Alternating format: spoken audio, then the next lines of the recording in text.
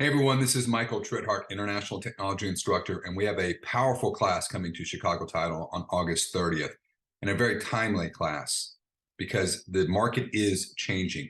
It is shifting, right?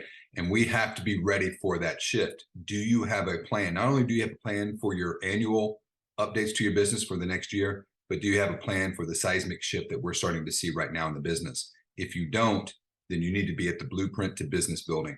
This is a class that we're doing from August 30th from 12 to 2, $20 total. That also includes lunch. We're going to go in and we're going to show you how to create a 1-3-5 for your business. That's a 1, which is the annual plan or the goal, and then the 3, which is going to be the priorities, and then the 5, which is going to be the action steps and who's going to take them and when's that going to occur.